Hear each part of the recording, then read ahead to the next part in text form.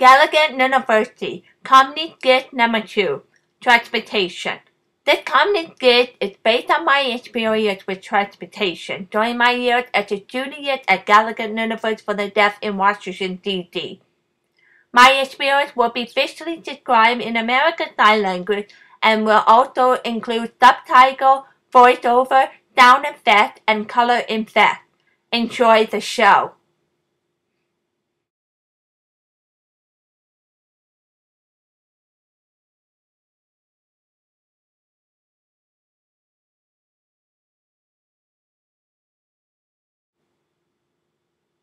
During my freshman year at Gallaudet University in Washington, D.C., myself and two friends were all freshmen together. We were rookies. We didn't know the D.C. area. We all agreed that we would explore the city of D.C. by bus. On that day, 3 of us walked off campus. We waited at the bus stop. We smiled at each other. We looked behind us at a group of deaf boys. Beside us was an elderly black woman. We looked at each other and smiled. We waited for the bus to come. I heard police siren. In D.C., there are sirens all the time. I wasn't going to panic about it. The sirens were getting louder and louder and closer and closer. We started to panic, wondering what we should do. A police car. 2 women came out of the car. Both were police women. They actually signed, "You stand by the wall now." We panicked even more and wondered why we were just standing there. We looked behind it at the deaf boys and thought that they had knives in their pockets. They are deaf. We are deaf. I hope they don't think we were part of that group. We looked at each other. We started to panic. We decided on our plan. We started to walk sideways very slowly. Then a bus went by. The passenger was glued to the window. I signed it. I'm innocent.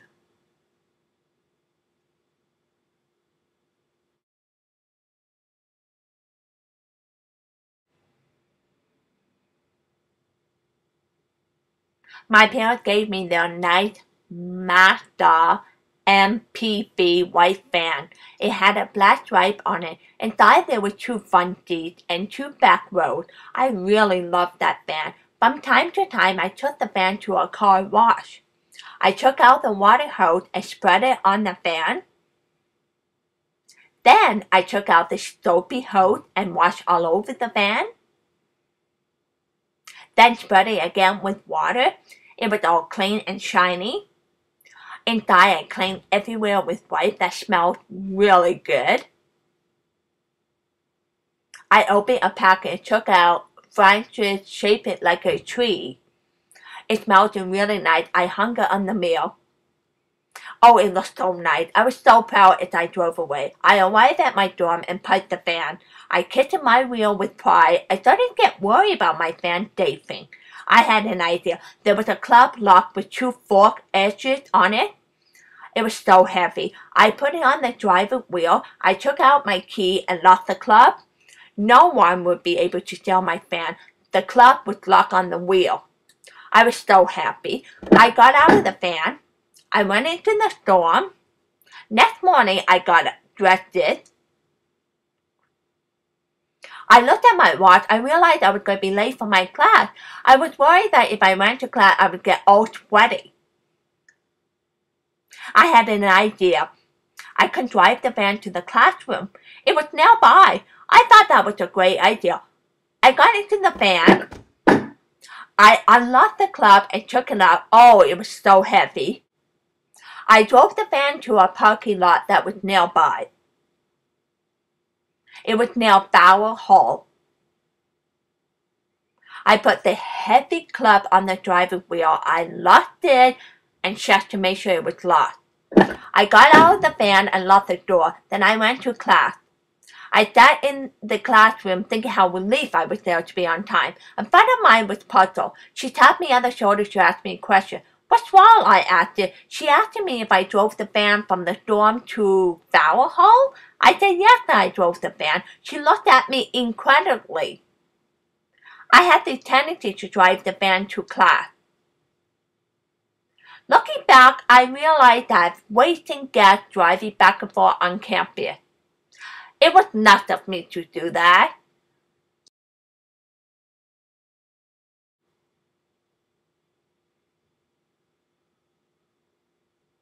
One day, my mother and a friend and I want to go to Arlington National Cemetery in Virginia. Driving there and having to park would cost a lot of money. So we decided to go on the subway. We went to New Station. There were a lot of women on their way to a protest. I went in first. My mother was behind me. My friend was behind my mother. I was making a path through the crowd. I was talking to my mother at the same time. I got on the subway, still talking to my mother who was behind me. I noticed that everyone was staring at me, and I wondered why. I was talking to my mother who was behind me. I turned around and was shocked. My mother had been about to get on the subway when the door shut. She tried to get my attention. I went to the door and glued my face to the window, and I screamed it, "No!" into the tunnel. My mother and friend saw me disappear in the tunnel. They laughed just so hard. After gluing my face on the window and screaming, I realized that everyone was still staring at me. I got myself up and smiled. I said that it was my mother who missed the subway. I started to panic. I wondered if I should get off at the next stop or at the cemetery. I decided to get off at the cemetery. I waited and waited for them. The next subway came and my mother and friend got up. I told them about how traumatized I was. I hugged my mother and friend. My mother and friend started to laugh. I was in a disbelief. I decided to ignore them. I walked away and continued to ignore them. Now looking back, I think it was funny. Don't you?